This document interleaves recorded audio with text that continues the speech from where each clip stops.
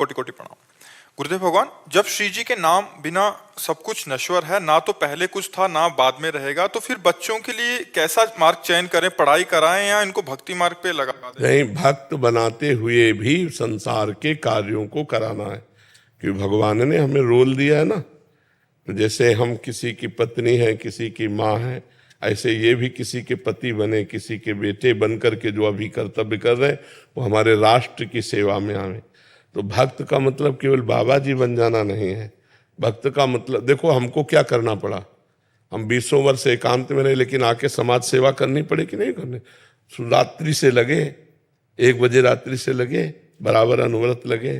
तो ये भी कर्तव्य कर्म करें, मनुष्य जन्म व्यर्थ ना जाए। नाम जप करो, भक्तिवान बनो और गृहस्थ बन करके समाज की सेवा करो।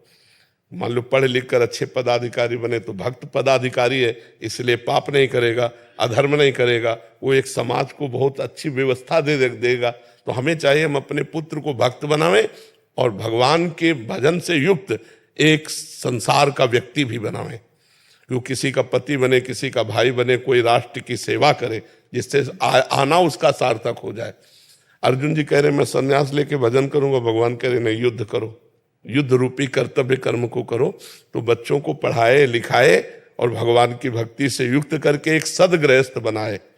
अब जिनमें वैराग्य है, जैसे अपने लोगों को था कि बाबा जी बनना है, तो फिर उपदेश किसी के नहीं माने जाते, फिर भाग पड़ा जाता है भगवान की तरफ। अब बचपन से भगवान ने प्रेरणा की, तो अब इनमें से किसी को संत बनना होगा तो तुम बनाने से थोड़ी होता है, वो तो उसकी रुचि हो जाएगी कि मैं संसार में नहीं जाऊंगा, मैं भजन में लगूंगा।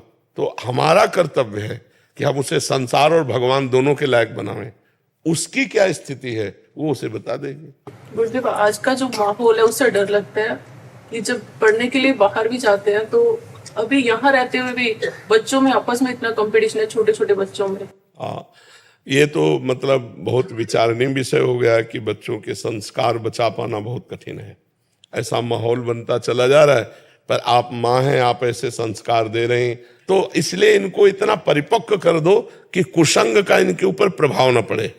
इनको पहले से दोस्त की तरह समझाओ, तुम्हें कोई गलत आचरण के तो हमको तुरंत बताना। इनको इतना परिपक्व कर दो कि ये गलत कुसंग को आप तक पेश कर पावे, तो संस्कार डाले जाते हैं। अब आप अपने बच्चों के अच्छे संस्कार ऐसे डाल रहे हैं तो ये माया पर विजय प्राप्त करेंगे। नाम जप कर रहे हैं तो डरने की जरूरत नहीं, भगवान है।